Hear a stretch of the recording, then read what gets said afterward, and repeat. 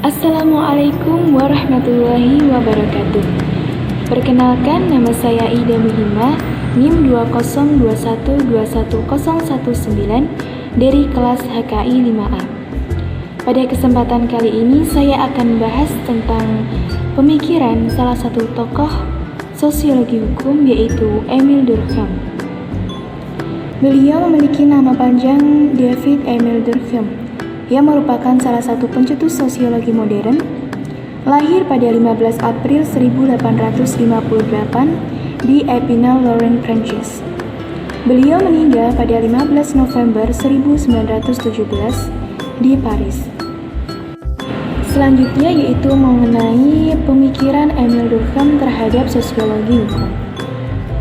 Emile Durkheim amat terikat pada penggunaan metodologi empiris. Pusat perhatian Emile Durkheim adalah pertanyaan besar tentang apa sebabnya masyarakat itu terbentuk. Bukankah masing-masing orang itu mempunyai kepentingan dan keinginan sendiri-sendiri?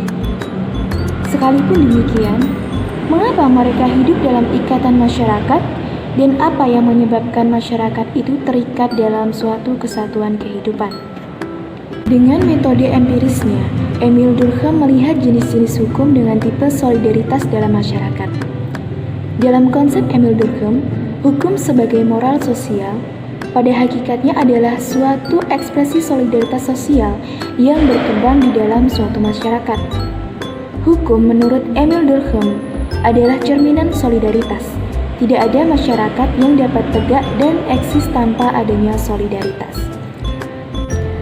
Kemudian tentang tipe solidaritas ini, Emile Durkheim mengajukan tipologi yang membedakan secara dikotomis dua tipe solidaritas, yaitu solidaritas menjadi mekanis dan organis.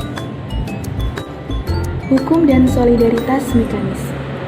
Dikatakan oleh Emile Durkheim, ketika masyarakat masih berada pada tahap diferensiasi segmental, masyarakat tampak sebagai himpunan sekian banyak satuan pilihan yang masing-masing berformat kecil dan di antara yang satu dengan yang lain bersifat seragam.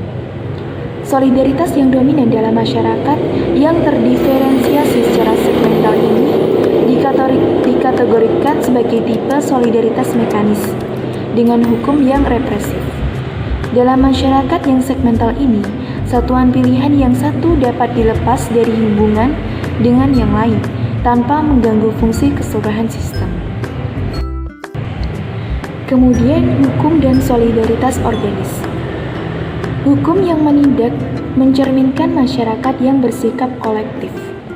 Sedangkan hukum yang mengganti merupakan cerminan masyarakat yang telah terdiferensiasi dan terspesialisasi ke dalam fungsi-fungsi. Keadaan ini mencerminkan perbedaan-perbedaan dalam pengalaman dan pandangan. Dalam dinamikanya, diferensiasi ini menimbulkan kebutuhan akan kerjasama antar anggota masyarakat. Tipe inilah yang dinamakan oleh Emile Durkheim dengan tipe solidaritas organis. Hukum dibutuhkan tidak untuk menindak, tetapi memberikan pergantian, sehingga keadaannya menjadi pulih kembali seperti semula. Emile Durkheim mengatakan bahwa yang membedakan sanksi adalah ia tidak bersifat mengenakan denda, namun semata-mata hanya untuk memulihkan keadaan semula. Dengan demikian dapat disimpulkan bahwa yang menjadi inti pemikiran Emile Durkheim adalah terbangunnya tipe solidaritas organis, di mana tipe solidaritas tersebut dapat digambarkan bahwa dalam masyarakat sederhana atau pedesaan, tipe solidaritasnya adalah tipe mekanis yang mempunyai corak hukum represif. Hukum ini konkretnya adalah tampak dalam hukum pidana yang menurut Emile Durkheim berfungsi untuk menanggulangi apa yang disebut dengan nurani kolektif.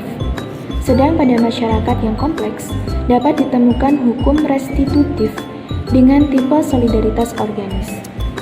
Mungkin cukup sekian pembahasan tentang pemikiran Emile Durkheim dari saya.